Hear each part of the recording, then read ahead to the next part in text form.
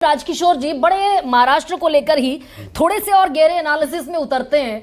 किसानों का मुद्दा था, किसानों की आत्महत्याएं मुद्दा थी, एमएसपी मुद्दा था, महंगाई बेरोजगारी मुद्दा था, मराठा आरक्षण का मुद्दा था। मराठा नाराज थे और मनोज जारंगे पाटिल ने कहा था कि मैं भले ही विड्रॉ कर रहा हूं अपने उम्मीदवार, लेकिन मराठा खुद तय कर लेंगे कि भाई कहां उनका भविष्य बेहतर है। ये सारे मुद्दे लाड़की बहना योजना ने छिपा दिए। ये कैसी तस्वीर है एक माइन्यूट भीतर की?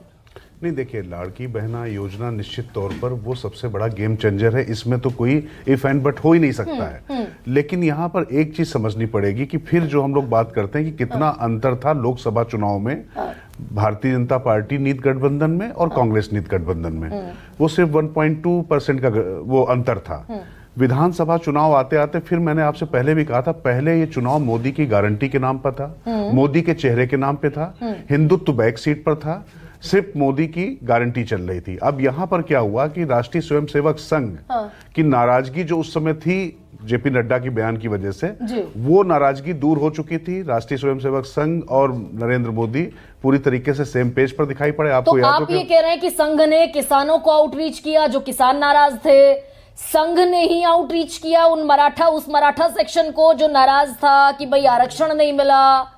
और मेरा कहने का मतलब है कि जो नैरेटिव था, ओबीसी के वो लोग जो कुनबी का प्रमाण पत्र दिए जाने से नाराज थे, वो संघ की सारी आउटरीचिंग ने ये कमाल की। नहीं, सिर्फ संघ की इतनी बात नहीं, सवाल ये है कि ये वाकई उतने बड़े मुद्दे थे या उसको फूल के गुब्बारा बना दिया गया था। होता क्या है गरिमा जी, अगर यहाँ पर हम एक लोबान जला दे, धुआं दिखा दे, तो यहाँ पर धुआं बहुत बढ़ जाएगा, लेकिन उससे कुछ मध्यम दिखाई पड़ने लगेगा। लेकिन इसका मतलब ये नहीं कि वो जहरीली गैस हो गई है, वो गैस चैम्बर नहीं था। कहने का मतलब ये है कि वो वाकई इतने बड़े मुद्दे थे क्या जितना बड़ा करके उनको दिखाया जा रहा था।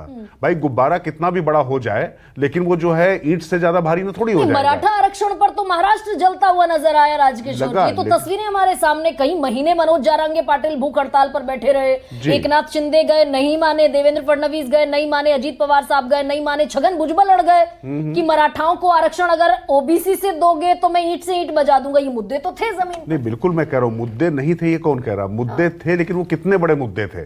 क्या वो वाकई इतने बड़े मुद्दे थे कि उनसे इतना ज्यादा परेशानी होती? लेकिन जो आप कह रही हैं आउटरीच करने वाली बात, धीरे धीरे इस चीज को जाकर पहचाना गया। और आप माने ना माने, ये जो 17 सूत्रीय जो उलेमाओं का जो ज्ञापन गया, उनकी मांगों को मानने की बात हुई, उसके बाद महाराष्ट्र में भले ही कोई कितना भी कहे, अभी संदीप बैठे, मेरी और संदीप की लगातार इस पर चर्चा होती रही है, और ये कहते रहे हैं कि महाराष्ट्र में ये सब मुद्दे नहीं चलते हैं। लेकिन जब इस तरीके से बात आती है तो ये ध्यान रखना पड़ेगा कि हिंदवी स्वराज की जो है, जो हुंकार भरी गई थी, वो वहीं से भरी गई थी।